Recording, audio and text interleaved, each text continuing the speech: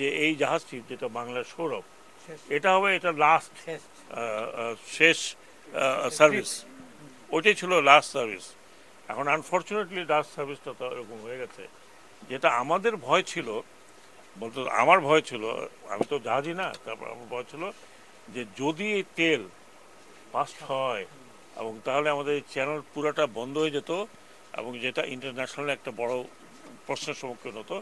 আমি আল্লাহর শুকর করছি, আমি ধন্যবাদ জানাচ্ছি নেভি, কোস্টগার্ড, পোর্ট অথরিটি, যারা অতি তাড়াতাড়ি অতি দ্রুত সময়ের মধ্যে গিয়ে তারা, আপনারা নিজেরা জানেন, আপনারা এখানে ছিলেন, অতি দ্রুত সময়ের মধ্যে গিয়ে তারা এইরকম আগুনটা নিভিয়েছে এবং প্রত্যেকের সাথে আমার যোগাযোগ আছে। আমার নেভাল চিফ যিনি এখন দায়িত্বে আছেন, তিনি ভোর 5টার সময় আমাকে রিং করে বলেছেন যে সম্পূর্ণ সহযোগিতা তারা দিয়েছেন। পরপর দুটো ঘটনা ঘটায় স্বাভাবিকভাবে মানুষের মনে একটা সন্দেহ থাকতে পারে, বিশেষ করে আমরা যে সময়টাতে আছি।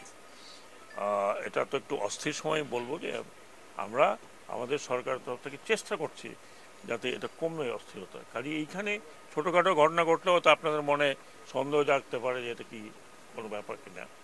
সেই সন্দেহ যাতে দূর হয় বা প্রকৃত বিষয়টা যাতে আমরা তুলে ধরতে বের করে আনতে পারি, এইমাত্র আমি মন্ত্রণালয়ের সাথে আগে গতকালকে বলেছিলাম একটা কমিটি ফর্ম করার জন্য, ইনকোয়ারি কমিটি, এবং বেশ বড় ইনকোয়ারি কমিটি যেখানে সব ধরনের এক্সপার্টরা থাকবেন, সিকিউরিটি এক্সপার্ট থেকে শুরু করে আপনার অয়েল ট্যাঙ্কারে যারা কাজ করেছেন, বিএসসির একজন প্রতিনিধি, সব মিলিয়ে প্রায় 9 জনের বা 10 জনের একটা কমিটি তৈরি হয়েছে।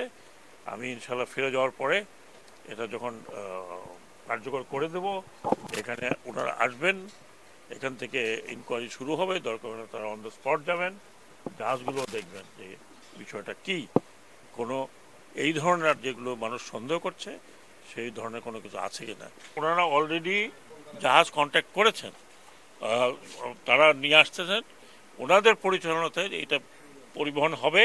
আমরা বিপিসি চেয়ারম্যান সাহেব পিছনে আছেন, উনিও জানেন, এবং কালকের থেকে আশা করি এটা অপারেশন শুরু হয়ে যাবে। এখন খালি যেহেতু জাহাজে আগুন লেগেছে, আরও কিছু সেফটি জিনিস দেখার দরকার আছে বিফোর উই স্টার্ট এই ট্রান্সফার করাটা। তো আজকের দিনটা একটু আরও কিছু দেখে তারপরে কালকের থেকে ইনশাল্লাহ এটা হবে। আর ওনাদেরকে আমরা রিকোয়েস্ট করেছি যে কিছু কিছু জায়গায় আপনাদেরও কিছু সেফটি মেজারটা একটু বাড়ান, যেখানে আপনাদের টার্মিনালটা আছে, যেখান থেকে আমরা তেলটাকে পাইপের মধ্যে দিচ্ছি ওই এলাকাতে। ওনারা বলেছেন yes they will do it.